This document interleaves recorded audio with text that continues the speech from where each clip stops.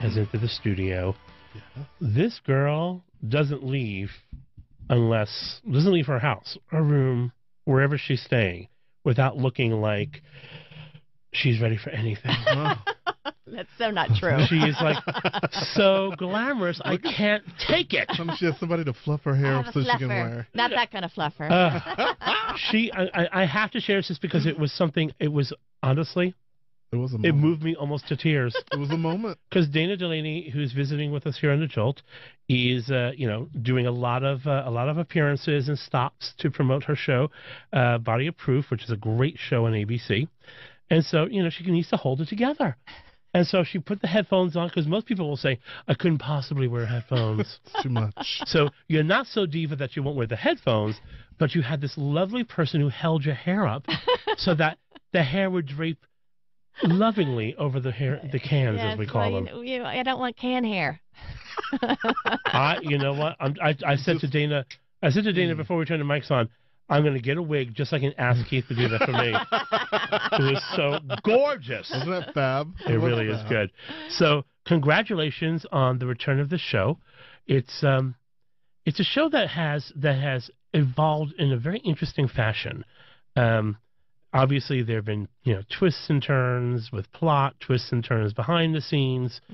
Mm-hmm. What I'm noticing, and it's hard not to notice, is that Megan has not twisted and turned. Megan, the character you play, has been consistent. In what way would you say she's consistent? I would just say that consistently annoying. Consistent in that they haven't. I'm going to assume that you have fought hard for them to not soften her, mm-hmm. take away the things that made her fun and interesting in the first place. Yeah. And things that would change Body of Proof from being an interesting show to being a procedural. Yeah. No, the character stuff is important. I like how dogged she is. I like that she's smart. She's always the smartest person in the room. This season's a little bit different in that she's not always right, which I think is more interesting. I think, if somebody's wrong, then you're more surprised. You don't want to know she's always going to get it right. And the stuff with her daughter goes deeper this season. And this season also I'm trying to find out what happened to my father, who committed suicide when I was 12. And then, of course, because she's Megan, she starts to question that. Well, and the great thing is, in digging deeper, the quirks in her character make more sense. And so it doesn't become one note. No, I couldn't do that. No. But let's all be honest, right? We're all folks of a certain age and experience. Network television does follow a formula and a format, and it's very hard to keep. I view Megan as an anti-hero. Oh, I agree. Yeah, I like the fact that she's going to be wrong a little bit more because I think, makes her more dog with a bone. I agree, and I think it makes her more swagger, edgy in your face when she's right, like yeah. Right? And I also love that she's always wrong in her personal life. She's just not good at that. Well, most very smart people aren't. That's true. So in holding on to all of that, how networks want their leads to be lovable, right? Mm-hmm. So how many stressful meetings have you and/or your agents had to sit in to keep Megan the great, interesting character she is? Well, it's interesting. It's more the female character has to be lovable, not the male character. That's a good point. Very good point. You don't expect Dr. House to be lovable, So yeah, it's difficult. Everybody always worries about, but is she likable? And I say, I don't care. I really don't care. Is she interesting? That's all I care about. And I have to say, Paul Lee, who's the new head of ABC, was quite good about that because he's English. And I think in England they're used to that more of a prime suspect type character, And what's also interesting is, and what I respect about you is that you're proving you can play this rich lady on ABC without having to retreat to another environment. Right, and it's not a soap opera with romance either. You know, that's not what drives it. So when you first read about Megan, because you've been here to talk about her before, what was it all of her foibles that ultimately made you say I'm going to stay on? What fueled your fight through all of these twists and turns? It's evolved. In the beginning, I loved the fact that she needed to redeem herself. I love that journey of having to. I always try to find like an iconic thing that I can relate it to. And back then, it was more about carrying bodies across the river Styx to the other side, and helping them pass over. That was her journey. This season, I think it's more about now that she's more settled into her job. I think it's more about admitting that she might need somebody, which is really hard for her. And so she finally goes to see a psychiatrist for the first time to talk about her feelings. And she hates talking about her feelings. Why do I have to talk about my feelings? And, of course, she ends up going to a psychiatrist who's played by Henry Cusick, who was on Lost, who's fantastic. And, of course, he ends up to be a little bit of an evil psychiatrist. Well, this is body approved. Okay. Why does it can't But be nice? I mean, as a person who has been to evil psychiatrists, there's nothing worse. Oh my goodness! You're totally putting yourself in their hands, I know. and you're so vulnerable. You finally, agree to open up, and then somebody manipulates you, which is your worst fear, of course. Absolutely. Wow. That's Dana Delany joining us here on the Jolt. We're talking about the show Body Proof on ABC. Back for a new season, really, really coming on very, very strong. So at what stage in recent conversations did Megan's love life come up for discussion? I thought that was really quite smart. We got a new showrunner added to us. We didn't lose any, but we got a new one from 24. And because of that, the show's more paced, it's more driven. But he said, everybody's so afraid of Megan. She doesn't have an equal. So what if we bring in this cop who knew her 20 years earlier, before she was Megan Hunt, and knew her when she was a medical student, and they had a romance, so he knew her when, and he's not afraid of her in the least and stands up to her. And I thought that was great because it's more fun for me. And then when they brought Mark Valley on, I was very happy because he and I played brother and sister on a show called Pasadena about 13 years ago. And Mark has never been afraid of me, ever. And he's constantly testing me and making fun of me. And he so keeps me on my toes, and I'm having a ball with it. That's really good. That's good. really... how much... We're going to be learning more about Megan and what makes her tick this season. How much of that have you already decided long before the writers started to address it? I don't decide it at all, actually. Really? No. So you're not one of those like history writing... No, at actors. this point I know who she is, and now I'm just more curious to see how she reacts to things.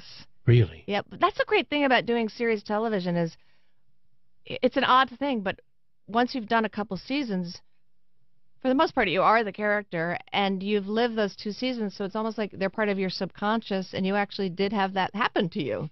It's not like you were pretending. It happened to you because it's in your subconscious.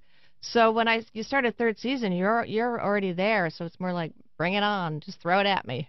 And the bigger the curves, the better. The better, yeah. Very like cool. the stuff with my father, I think is really, really good this season. Very profound. I think we go really deep there, and I liked it. I liked that a lot. When you were trying to decide what you were going to do after Desperate Housewives, were you looking for more television? No, not at all. I keep trying to get off. They keep sucking me back in. So she had to really be seductive on the paper. Yeah. I mean, I've talked a little bit about this, but at the time, Steve McPherson was running the network, and I literally got a Godfather call. I mean, I'm not joking. Wow. He called me up at home, which is unusual for the head of the network to call you at home. I would say. It's like, Steve McPherson's on the line for you. We're like, oh, okay. And he says, we've really enjoyed having you on Desperate Housewives. You've done great, but we don't know how much longer you're going to be on the show. And it was a pause, and I could just sort of feel the penny dropping into the slot. Oh, my God. And I went, okay. And he said, but we have this other show we think that you might be right for, and we'd like you to read it. And I said, okay, I'd be happy to read it, but can I just say I really like being on Desperate Housewives? That's a terrible call to get, Dana. Wow. However, he's offering me pretty much my own series, so it's a two-edged sword. I know, but You know. I never trust people when they do that. Yeah. This might be the only case of that kind of call ending well. No, really.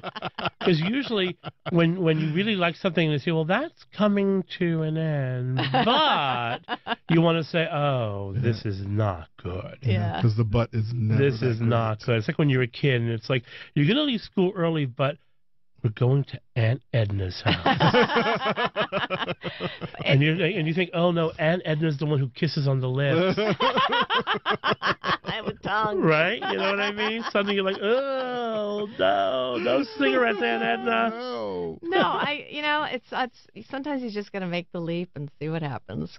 So, do you think that you can continue to play Megan for years to come, or are you not that girl looking ahead? I don't look ahead. I'm very much, season at a time. Season at a time? Season at a time. It could conceivably go on just because of the procedural aspect, so that could last. And I think Megan's interesting enough, to come up with things. Is it worrisome with time that the Megans of your life will be harder to find? Whenever I think that, I'm always surprised. Because when I went on Desperate Housewives, I thought, it's fine. My career's on the downswing. I'm getting older. I'll just, fine. I'll go on as the sixth lead. Fine. And then huge things came out of it. And then someone said, there's a play that we want you to read. And I thought, oh, it's probably the mom part. Fine. I'd like to do theater. And I read it, and it's this fantastic balls out woman. He's the lead. I thought, okay, you never know. Just when I think it's over, it's not. That's really interesting. And I mean, from my point of view, you're actually way more interesting now than you were. Thank you. I feel that way. All those years ago, you're a way more interesting performer. I feel that. You just finally start trusting your instincts more and stop trying to please people. And it's got to be such a relief to hit that stride. It is. It's got to be such a relief. It really is, because now you just it's not trying to prove anything. You just love the work. And I just love the work still. I love to act. Well, we love watching you in action. You're so much fun. And the more curves they throw at Megan, the better, because it's... And you know what I find also, before we let you go, you're funny. You're just... Thank you. You're just... I mean, whenever I think of you as an actor, I think of the great dramatic pieces that you've done. And I love that Megan makes me laugh in addition to everything else she makes me feel, because I think if she didn't have that humor, that prickly, deliciously edgy humor, I don't know that I would love her as much. Well, I got to give Mark Cherry credit for that, because he showed me in Desperate Housewives that you can do extremes, at the same time, in the same scene. Yeah. You could be playing something incredibly serious and moving, and then, trip and fall and just be funny. And he did that in one scene. And I don't mean this facetiously. It's like Shakespeare. It will stretch to do what you want it to do. If you want to be really funny, you can be funny. If you want to be really serious, you can be serious. And that is a gift that I feel like Mark Cherry gave me, that it proved to me you can do that. Well, Dana Delany, always a pleasure. It really, really is. Look for Body of Proof on ABC, and I hope you come back and see us again. Thank you, guys. Thank you very much. Stick around. There's more to come on The Jolt.